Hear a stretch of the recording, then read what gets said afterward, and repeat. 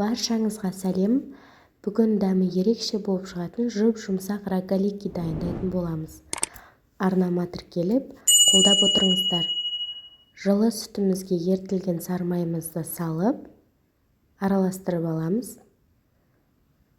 Тұзымызды салып, тағы араластырамыз. Қантымызды аз-аздан салып, біркелкі қанты ерігенше араластырып алатын боламыз.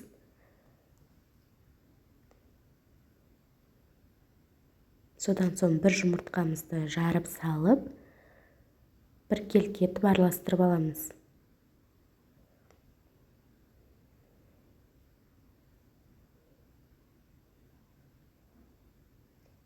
Содан соң дрожжымызды салып, араластырып, електен өткізіліп алдын ала дайындап қойған ұнымызды аз-аздан сала отыра қасықтың көмегімен араластырып аламыз.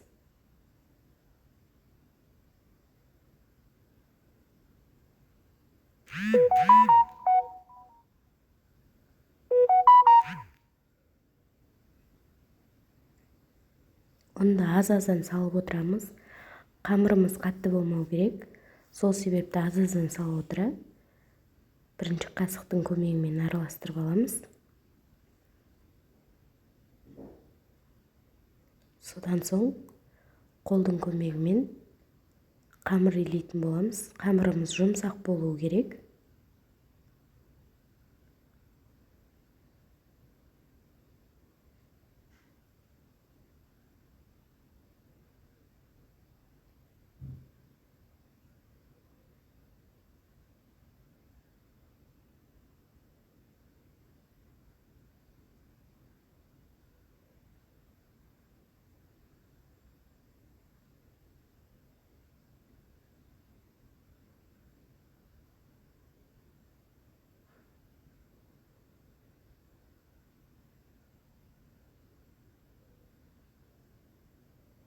Мінекей қамырымыз дәл осындай болып шығады. 2 сағатқа жылы жерге қойып қоямыз. Дәл осылай болып қамырымыз көтерілетін болады. Қамырымызды теңдей 8 бөлікке бөліп аламыз.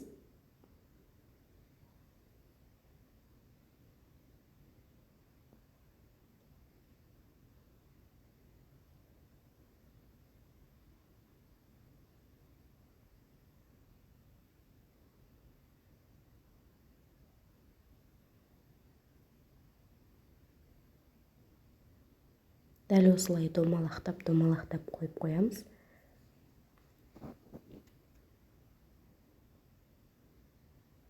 Дәмі ерекше дәмді болып шығады. Дәл осы рецептпен жасап көруге кеңес беремін. Толық құрамын описанияда жазып қалдыратын боламын. Сол жерден қарап жасап көруге кеңес беремін. Қамырымызды дөңгелек етіп жайып аламыз. Қатты жұқа емес, қатты қалың емес, орташа көлемде етіп жаямыз.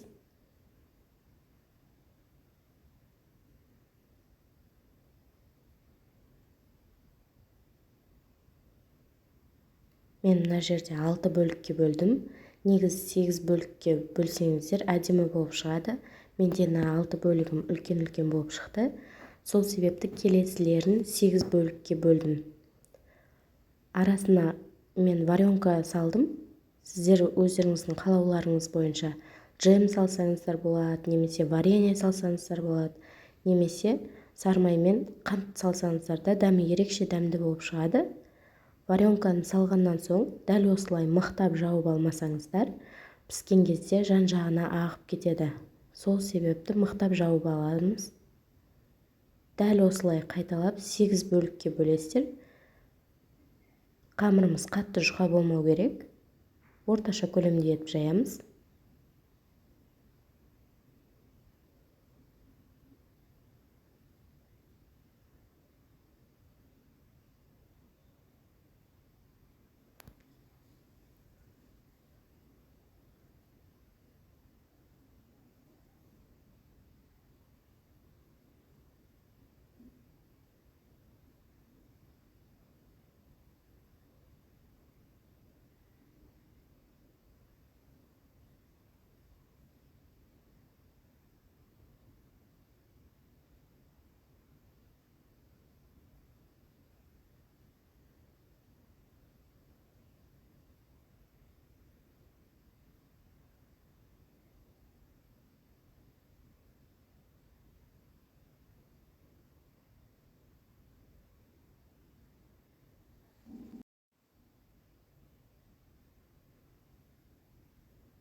пешімізді алдын ала 200 градуста қыздырып қоятын боламыз. Дайын болған рогаликелерімізді дәл осылай табамызға орналастырып аламыз. Арасы алшақ-алшақ болғаны жөн. Бетіне жұмыртқамызды жағып, пешіңіздің ыңғайына қарай қызарғанша пісіріп алатын боламыз.